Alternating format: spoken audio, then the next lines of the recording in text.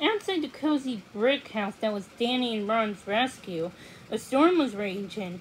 At least that's what it sounded like to Daisy. She had hidden underneath a blanket the minute the dark clouds rolled in, and now she was too scared to come out. Oh, come on, Daisy. It's not that bad, Millie said. It's just some little rain. See for yourself.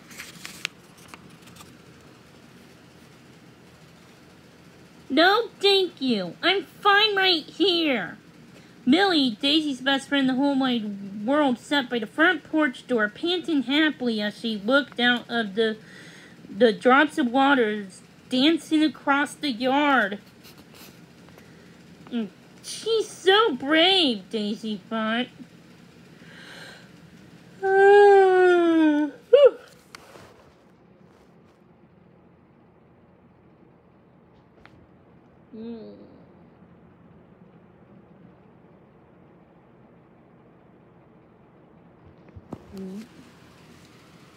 She couldn't figure out why Millie wasn't scared of rainstorms as she was. After all, a terrible storm once taken away their home.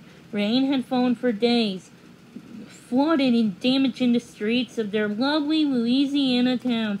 If it wouldn't have been for the courageous people who came to a boat to rescue Daisy and Millie from their porch, she wasn't sure what they had done. Eventually, a guy named Danny Robertshaw and his partner, Ron Dana, took them both to their home in South Carolina. For months afterwards, anytime a thunderstorm came out, Daisy would have to hide under the bed, and Millie would try to convince her to come out. To help Daisy face her fears, Ron hired a special trainer, a woman named Eileen Clark. Eileen figured out what triggered Daisy's fears and taught her better ways to react to it when she felt afraid. It had worked, mostly. Over the time Daisy had gotten better, she stopped hiding under the bed, but she still didn't like rainstorms. I mean, we all can't blame Daisy. I mean, all of us used to be scared of rainstorms when we were kids. She curled up into a tight ball now and squeezed her eyes shut. Soon she felt a tug at the end of her blanket. Daisy opened her eyes while Millie gazed down her kindly. I know you're scared, said Millie. But I promise you, there's not going to be. How am I doing?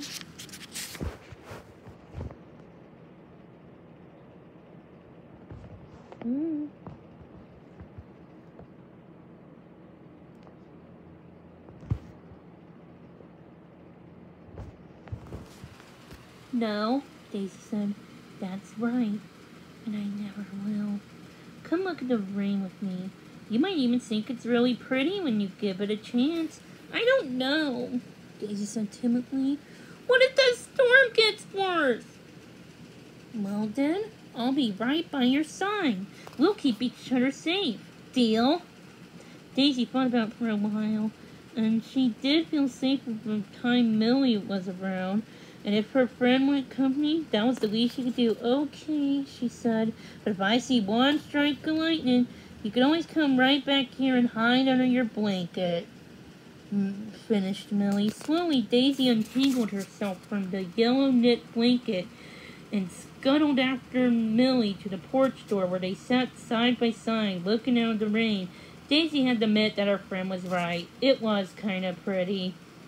The rain gently fell on the grass, leaving behind little puddles that would be fun to splash in. The dark clouds spinned out, and now there was a rainbow dancing across the light gray sky.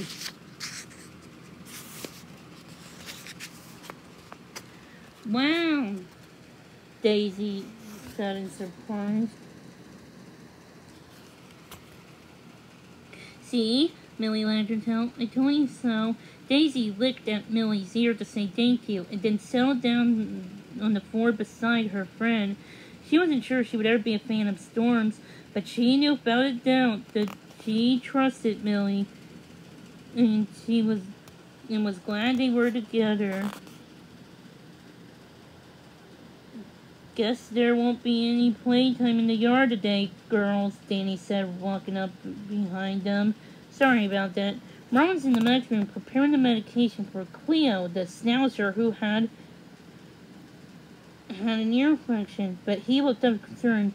Oh no, I hope this rain passes soon, he said.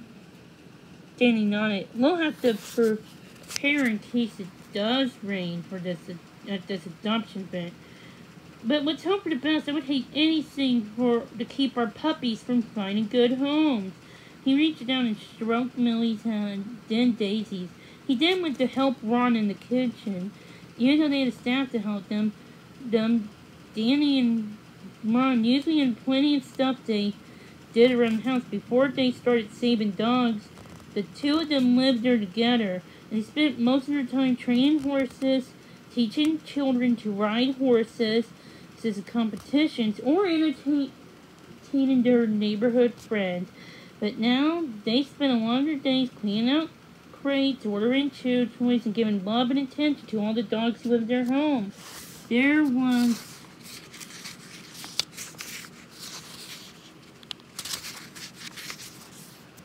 were so many, and Ron joked that he and Danny were always the guests in the dog's house. Daisy had come to her, was happy she came to the rescue, and she liked her home. But Danny said the word adoption, but knew she meant a nice person in our family will come to find a dog like her, and if they enjoyed each other's company, the dog would go home with them. But sometimes they'd come back to business and tell the others about their new lives. Danny and Ron loved to see how happy their dogs were in their forever homes. Daisy was always thrilled for them, but she liked her life the way it was. She whined softly. What's the matter now? Millie asked. I thought you gotten used to that rain. It isn't that, Daisy sniffled. Did Danny and Ron just mention an adoption event? Yes, Millie said. They usually plan them to be part of the horse shows, she answered. Why would that worry you? Daisy shot a glance behind her at Ron, who was now giving Apollo his heartworm medicine. He was so loving and gentle, Apollo didn't even mind. You don't think we'll get adopted, will you? Millie scratched behind her ear for back. Oh, hey, don't be silly. We're not going anywhere if we don't want to, she answered. We'll always have a home here. Danny and Ron say so. But what if they change their mind? Daisy panicked, covered her snout for paws. What if we get adopted by different families? Please, we'll never see each other again. We'll just have to make sure that never happens, Millie said with a determined gleam in her eye. If someone wants to adopt you, then they'll have to take me too, and that's that. You mean it? Cross my paws, Millie said, which was her way of making the most serious of promises. Daisy relaxed and went back to listening to pitter-patter rain falling against the roof and the thump of Millie's tail against the floor.